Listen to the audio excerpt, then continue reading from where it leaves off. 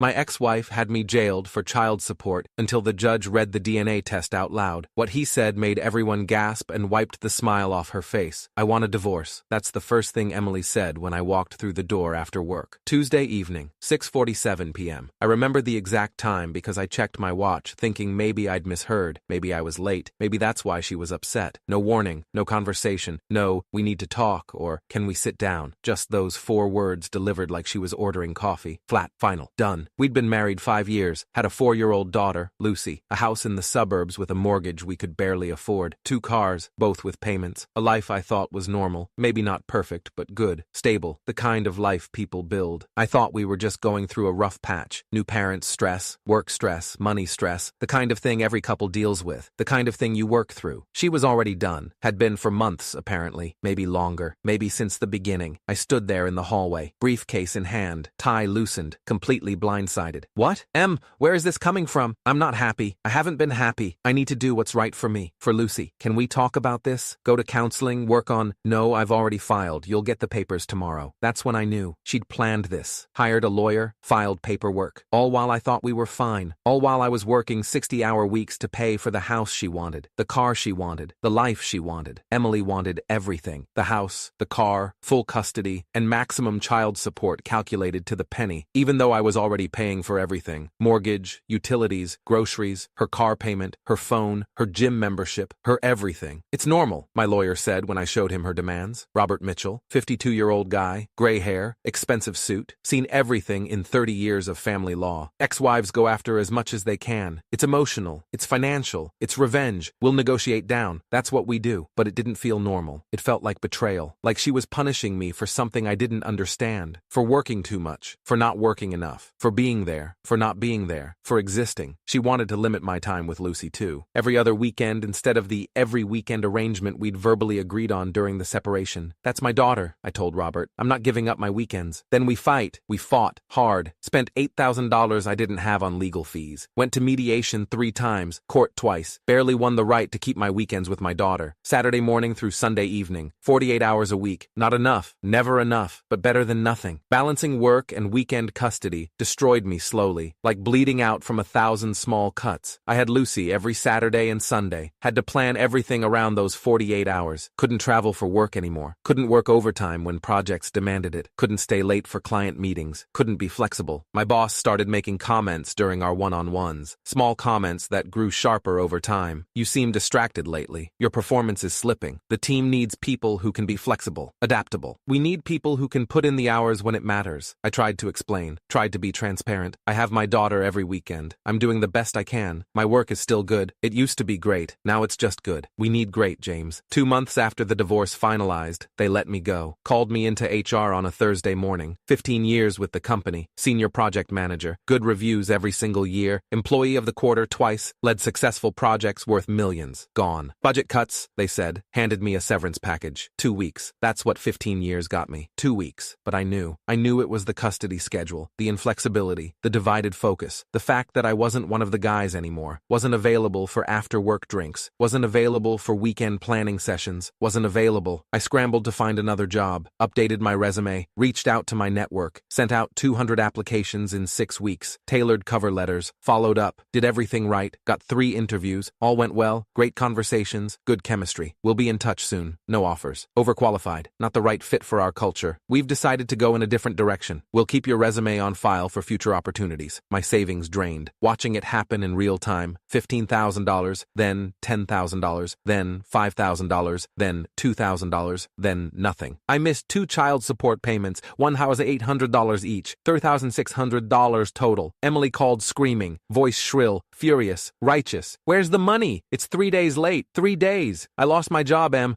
I'm looking for work. I'm trying. I'll pay as soon as I can. I don't care about your situation. I don't care about your excuses. I don't care about your problems. I care that the money's not in my account. Lucy needs things. She needs food. She needs clothes. She needs... I'll pay as soon as I get... You'll pay now. This is unacceptable. You're a deadbeat. You don't care about your daughter. She hung up. I tried calling back. Straight to voicemail. Texted her. Please, I'm not trying to avoid this. I just need time. No response. 3 days later, Friday morning, police knocked on my apartment door at 6 a.m. Loud pounding. Official. Aggressive. I was still asleep. still in my boxers and a t-shirt, stumbled to the door, confused, disoriented. James Thompson? Yes? You're under arrest for unpaid child support. What? I just need— Turn around, hands behind your back. Handcuffs, cold metal biting into my wrists, reading of rights, words I'd heard on TV but never thought would apply to me. Orange jumpsuit, county jail, holding cell with 12 other men, concrete bench, fluorescent lights buzzing, the smell of sweat and desperation and industrial cleaner. Because it was Friday morning, because the system moves slowly, I wouldn't see a judge until Monday. 3 full days in county jail for being $3,600 behind. 3 days of sleeping on concrete, eating food from metal trays, using toilets with no doors, being treated like a criminal, like trash, like nothing. Monday came. I stood before Judge Martinez, gray hair, hard eyes, weathered face, seen 1,000 men like me, probably sent most of them away. Emily was there, sitting in the front row of the gallery, arms crossed, satisfied smile on her face, designer purse, perfect hair, perfect makeup. She'd gotten what she wanted, me suffering, me paying, me punished. Mr. Thompson, the judge said, reading from a file, not even looking at me. You failed to pay court-ordered child support for 2 consecutive months. That's $3,600 in arrears. Do you have anything to say in your defense? Your Honor, I lost my job 8 weeks ago. I've been actively searching for employment, sent out over 200 applications. I've been trying. Employment status doesn't suspend your legal obligations to your child. I understand that, but I physically don't have 5 months in county detention. Maybe that will teach you to prioritize your daughter's needs over your excuses. 5 months, 150 days, for being broke, for losing my job, for falling behind through circumstances beyond my control. The bailiff took me back. Same orange jumpsuit, same cell block, same fluorescent lights, same desperation. My parents visited every week, Sunday afternoons, 1 hour, sitting across from me at a metal table with a guard watching, brought money for commissary so I could buy soap and toothpaste and snacks, brought news about the outside world, brought photos of Lucy that Emily had posted on Facebook. My daughter was growing up without me, 4 years old, wouldn't even remember me when I got out. Then one visit, 28 days down. My dad leaned in close across the metal table, around to make sure the guard wasn't listening. There's something you need to know about Emily. Something I should have told you years ago. My voice flat surprised me anymore. She's been seeing someone. Guy named Cole. Has been for a while now. Actually dropped, like falling. How long is a while? Years, James, years. We've only been divorced 7 months. No, son. My dad's face was serious. Grave. Pained. She was seeing him before the divorce. Before you even separated. Maybe even before Lucy was born. I didn't want to believe it, hoped I was wrong. But I've seen them together. At restaurants, at the park with Lucy. They're not hiding it anymore. The words hung in the air between us. Heavy. World-changing. What are you saying? I'm saying you should get a paternity test when you get out. I'm saying Lucy might not be yours. I'm saying you need to know the truth. I couldn't sleep after that. Couldn't think straight. Lay on my bunk, staring at the concrete ceiling, counting the hours until dawn, counting everything because my mind wouldn't stop. Lucy had Emily's eyes. Brown, almond-shaped, beautiful. Her smile, wide, bright, infectious. But did she have my anything? My nose, my chin, my ears, my hands? My anything? Spent 4 years raising her, loving her, reading bedtime stories until my voice was hoarse, teaching her to ride a bike with training wheels in the driveway, fighting for weekend custody because I couldn't imagine life without those 48 hours. What if she wasn't even mine? What if every moment had been a lie? What if Emily had known? What if she'd trapped me deliberately? The thought made me physically sick. Threw up in the cell toilet at 3 a.m. while my cellmate yelled at me to shut up. Another visitor, Brandon, Emily's younger brother, always seemed uncomfortable around me at family gatherings, always avoided eye contact, always left early. Now I knew why. Tell you something, he said, sitting across from me. Wouldn't meet my eyes, staring at the table. I've been carrying this guilt for too long. Can't anymore, can't sleep, can't function. What guilt? Lucy might not be yours. Emily was with Cole when she got pregnant, summer 5 years ago. She was seeing both of you at the same time. She never knew for sure who the father was. Timing worked for both. She just chose you. Chose me? My voice hollow, empty, barely human. Stable job, the house, the career, the future. Cole was broke, some dive bar. No prospects, no ambition, no money. The better father on paper, the better provider. I'm sorry, man. Told you years ago, before the wedding, before Lucy was born, before everything. But she's my sister and I'm sorry. Process. Couldn't breathe. Brandon left after 10 minutes. Guard told him time was up. I went back to my cell. Lay on my bunk, stared at the ceiling, and started planning. The rest of my time in jail was different. I wasn't defeated anymore, wasn't just serving time, wasn't just surviving. I had a mission, had something to live for beyond just getting out. I read everything I could find in the jail library about paternity fraud, about family law, about legal remedies, took notes, made plans, prepared. When I got out, 3 months early for good behavior, for being a model prisoner, for not causing trouble. I went straight to a lawyer, different one this time. Not Robert. Someone tougher. Someone who specialized in paternity fraud cases. Someone with a reputation. Sarah Chen, 40 years old. Sharp, no nonsense, expensive suit, corner office, wall full of framed victories. And I want to sue for fraud if she's not mine.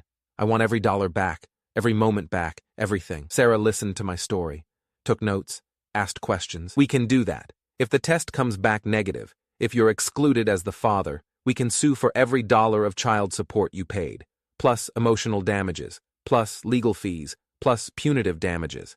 This is fraud, criminal fraud, one of the worst kinds because it involves a child. Courts take this seriously now. Finally, filed a motion for paternity testing, requested immediate DNA testing for all parties, subpoenaed Emily, subpoenaed Cole, subpoenaed medical records, small medical building, sterile smell, uncomfortable chairs, fluorescent lights. Emily was already there in the waiting room with Lucy. She looked furious, arms crossed, jaw tight, shooting daggers at me with her eyes, wearing designer jeans that probably cost $300 and a cashmere sweater that probably cost more than my rent. Lucy saw me and her face lit up like Christmas morning. She ran over, little legs pumping, her arms around my legs, squeezed tight.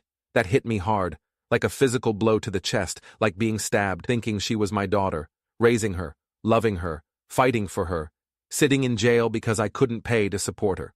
Now I was about to find out if any of it was real. If any of it mattered. If any of it was true. Both of us, Nishan said. We'll mail them to both parties and to the court. Of my life. Couldn't sleep. Couldn't eat. Couldn't focus. Arrived on a Tuesday afternoon. Certified mail. Had to sign for it. Big manila envelope with official stamps. Hands. Sitting in my tiny apartment. Alone. Silent. Except for the sound of my breathing. Read the results 3 times to make sure I understood. To make sure I wasn't misreading.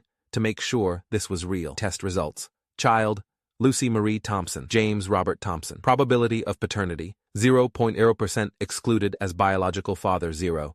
Not mine, not my daughter, never was, never had been. I wasn't her father, biologically, legally, technically, actually. Just like that, 4 years of my life felt ripped away, every memory recontextualized, every moment tainted, every sacrifice meaningless. Every dollar wasted, every fight pointless, every moment in jail a complete fraud. Called Sarah immediately, hands still shaking. Not good, but good for the case. I'm sorry, James. I really am. But now we can destroy her. Legally, financially, criminally. This is one of the clearest cases of paternity fraud I've seen in 20 years of practice. She knew. Her brother's testimony proves she knew. We have everything we need. I want to sue. For everything, every dollar, every moment, every second I spent in that jail, everything. We will. I'm filing tomorrow. This is going to court. And when we're done, she'll wish she'd never done this to you. Court date arrived 6 weeks later. Room in a borrowed suit from my dad. Too big in the shoulders. Too long in the sleeves. Professional. Case full of evidence. More than ready. Emily was already seated at the defendant's table with her lawyer. Some guy in an expensive suit. Partner at a big firm. Probably costing her $500 an hour. She looked put together. Hair professionally styled. Makeup perfect. Designer dress. Pearl earrings. Playing the part of the respectable mother, the victim, the innocent party. But her eyes gave her away, kept darting to the door, to the judge's bench, to me, to the exit. She knew what was coming, knew this was over, knew she'd been caught. Martinez again. Same judge who'd sent me to jail 5 months ago. He remembered me. I could tell by the way he looked at me, by the way he reviewed the file. Emily went first. Her lawyer stood, expensive suit, slicked back hair, confident voice, presented her side, her story. Her lies, claimed she hadn't known who Lucy's father was, that she'd been confused about the timeline, that she'd honestly believed it was me, that the timing had made it impossible to know for certain, did in good faith, that she'd done her best, that she was just trying to provide for her daughter, tried to play the victim, the confused mother, the woman who'd made an honest mistake, the woman who deserved sympathy. Then Sarah stood up, precisely, with evidence, with facts, with witnesses, the written testimony from Brandon confirming Emily had known about Cole, that she'd deliberately chosen me as the father because I was more financially stable, that she'd admitted this to him before Lucy was even born. The paternity test results, submitted as Exhibit A, 0.0% probability, absolute exclusion, irrefutable science. The child support payment records, submitted as Exhibit B, $1,800 per month for 18 months, $32,400 total. Every payment documented, every date recorded, the jail records, submitted as Exhibit C, 5 months incarcerated, 150 days, for failure to pay child support, for a child that wasn't mine. And there's something else, Your Honor, Sarah said, her voice calm, professional, deadly. Cole Reynolds is Lucy's biological father and confirmed this through a separate paternity test filed last week.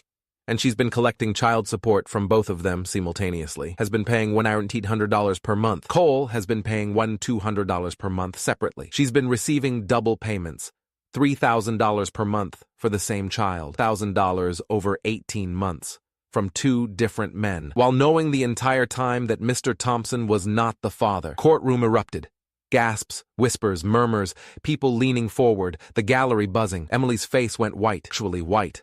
Color draining completely, like a ghost. The judge looked at the paternity test results for a long moment, then at Emily, then at me, then at the jail records, then back at Emily. Expression hardened, transformed, became granite. Ms. Johnson, this is paternity fraud, a serious crime in this state. You knowingly allowed a man to believe he was the father of your child for 4 years. You accepted financial support under false pretenses. You had him incarcerated for being unable to continue payments for a child that wasn't biologically his. And you've been defrauding a second man simultaneously. Gara running, shoulders shaking. I made a mistake. I was confused. You thought you could get away with it. His voice cut like steel, like ice. Only will you repay all child support paid by Mr. Thompson, with interest calculated at 7% annually. But you will face criminal charges for fraud, perjury, and theft by deception. The bailiff looked back at Emily. 3 years in state prison. Bailiff, take her into custody immediately. The bailiff moved toward her table, handcuffs ready. Emily stood up fast, hysterical, screaming. This isn't fair. He should still pay. He raised her. He was her father for 4 years.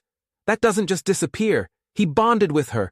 That matters. The judge banged his gavel. Hard. 3 sharp cracks. Committed fraud, Miss Johnson. You lied under oath multiple times. You accepted money under false pretenses from 2 different men, and now you'll face the consequences. Maybe 3 years will teach you what 5 months taught Mr. Thompson. Grabbed her arm. She fought, struggled, yanked away. No, you can't do this. I have a daughter. Who will take care of Lucy? It's her actual father, Mr. Reynolds, the man you've also been defrauding. Put handcuffs on her. She was sobbing now, screaming my name.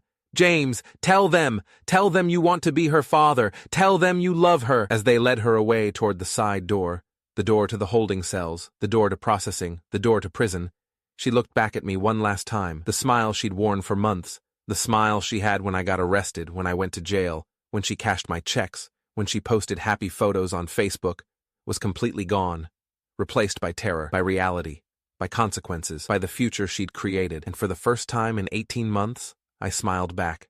Not a big smile, not cruel, just satisfied, just vindicated, just free. Behind her, room slowly emptied. Sarah packed up her briefcase. You're free, legally, financially, emotionally, free. Too much emotion. Courthouse, into the afternoon sun.